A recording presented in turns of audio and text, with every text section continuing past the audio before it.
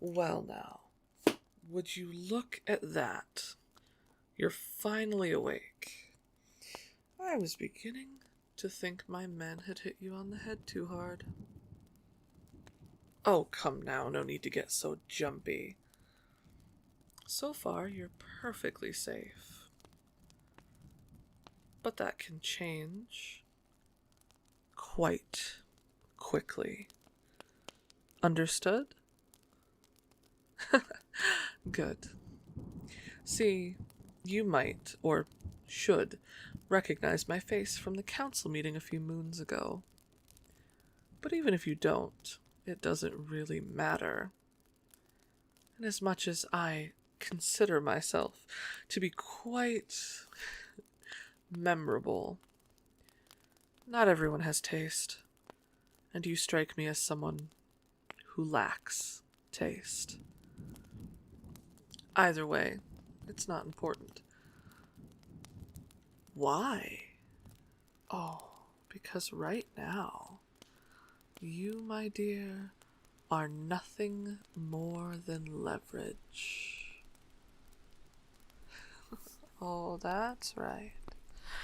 Looks like you're finally beginning to grasp the situation. You can thank your father for it, really.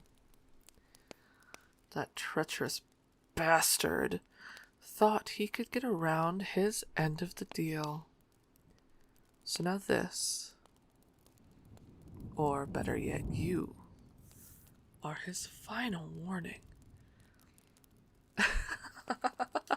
You can call it petty revenge all you like. Throw your little tantrum. I simply call it returning the favor. Now that doesn't mean I'm obligated to keep you alive, though. And your death would serve as a nice little reminder as to who he's dealing with. My generosity is the only reason you're still breathing. So, if I were you, I'd behave. Good hostages live longer, dear. Take that to heart. And again, nobody is saying you might not get hurt. I may be good looking, but don't be fooled by it, love. I'm nothing more than the devil in disguise. I've hurt people for far less. Your pretty little face is not going to stop me. In the end, they all bleed the same. You'll be lucky to survive your stay here. Many before you haven't. You see, my father isn't really a good man, and he has no shortage of enemies. And admittedly, like the proverbial apple that didn't fall far from the tree, neither do I. Can you imagine, if you will, how many traitors I have dealt with in this very room? How many people have thought that betraying me, plotting behind my back, deceiving me is acceptable? And under different circumstances, we would pay them a visit personally and refrain from pulling others into it. But this time, you see, it was a bit different. Your father declared war on us, and taking him would have been so much more difficult than taking you. You see, he has enough men to replace him and go through with the plan in his stead. He has heirs aplenty. But what is the next best solution? If I can't take him, and if the snake will regrow every head I cut off, then why not take something he can't, just replace, and go on without? Now what would that be? What do you take from a king? A man who has everything, the world at his feet. Well, his favorite child, of course. Not heir to the throne, oh, but certainly the favorite. Don't lie to me. It's obvious that you're his favorite. You're intelligent, sure. Brave enough.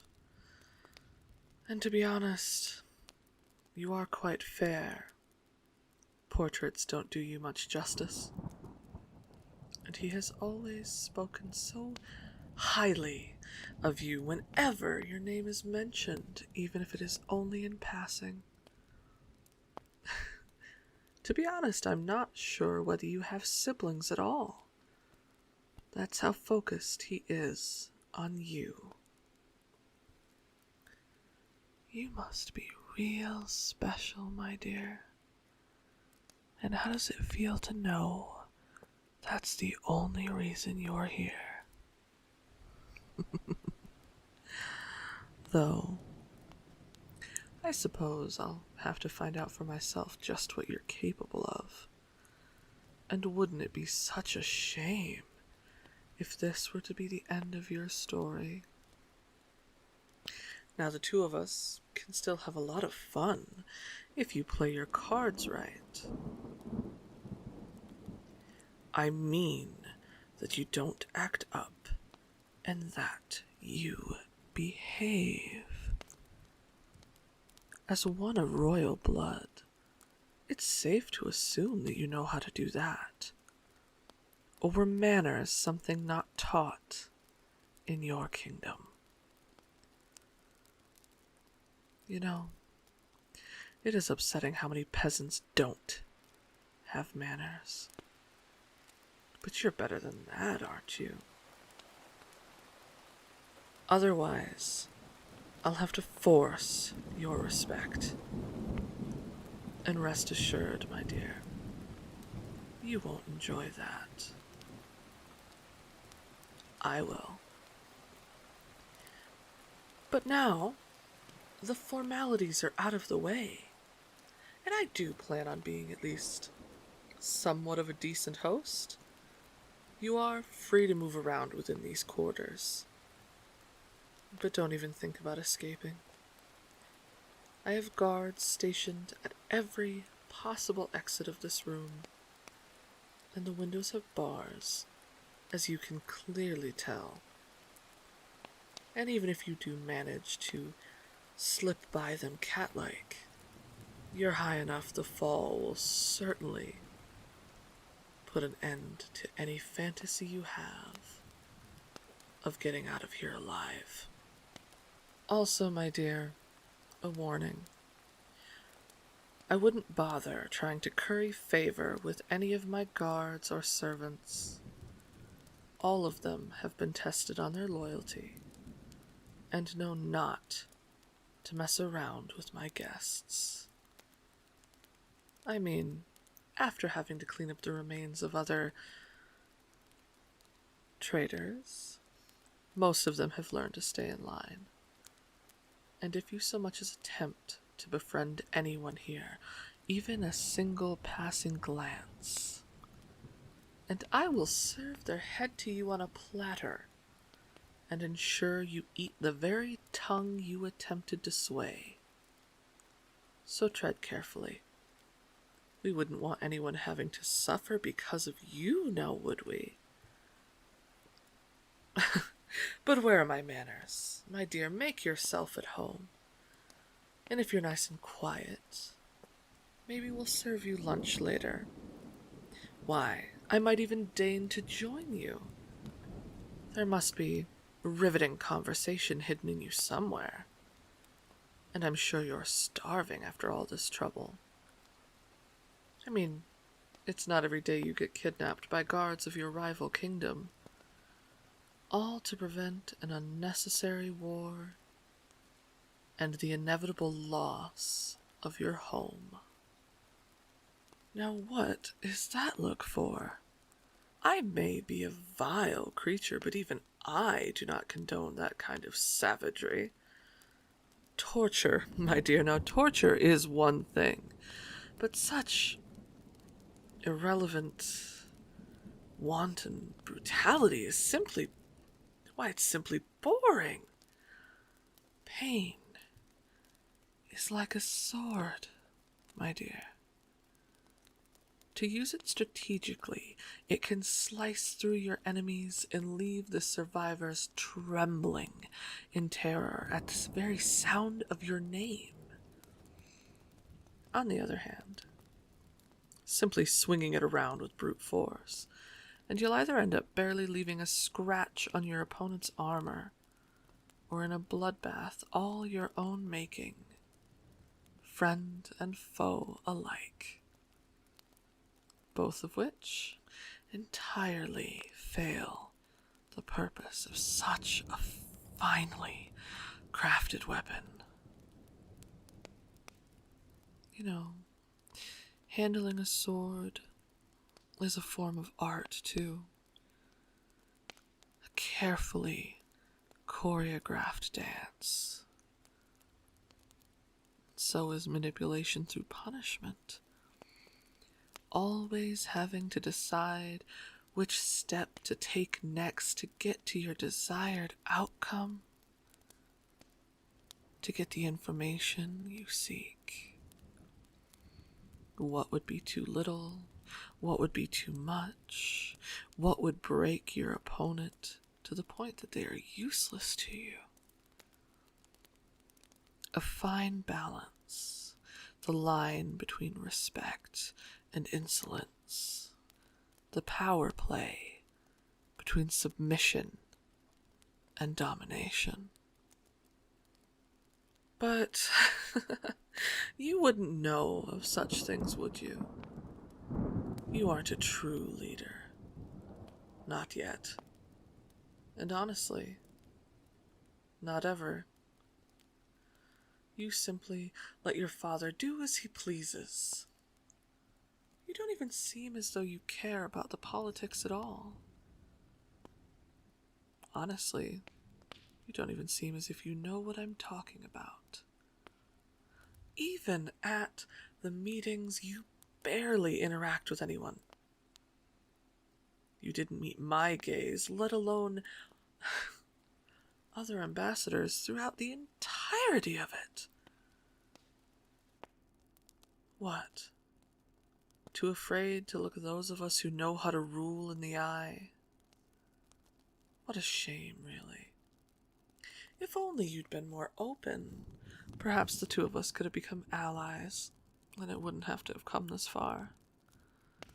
Two kindred souls, overshadowed by their terrible fathers. Yours weak, cowardly. Mine malicious, memorable. What a pair we would have made. But now, here we are, and it's too late for that. You had your chance. In fact, I gave you many, and you decided to let them all pass. Just another pretty face to be forgotten within an instant. With me, the two of us could have left a lasting impression on this forsaken world. We could have combined not only our minds, but our kingdoms. We could have ruled so much more. However, I know that I still will. Too bad for you. Stuck here like you are. You won't get to see it. Oh, how cute! Did you actually believe that? Did you truly actually have faith in anything I just said? Oh, you should have seen the look on your face. How pathetic To think I would ever want to share with the likes of you. Oh, go cry about it.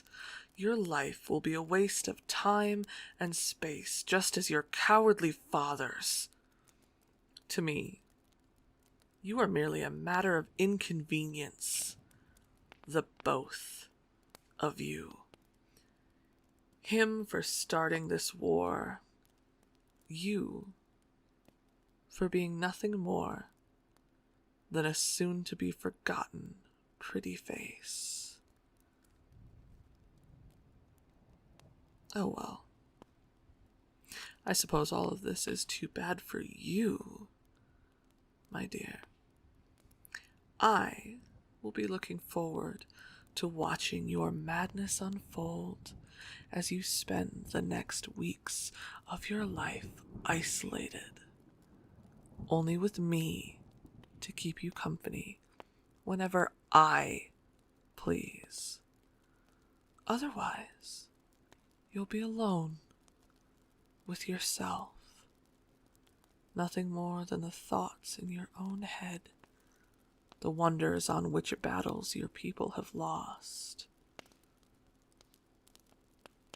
The thoughts.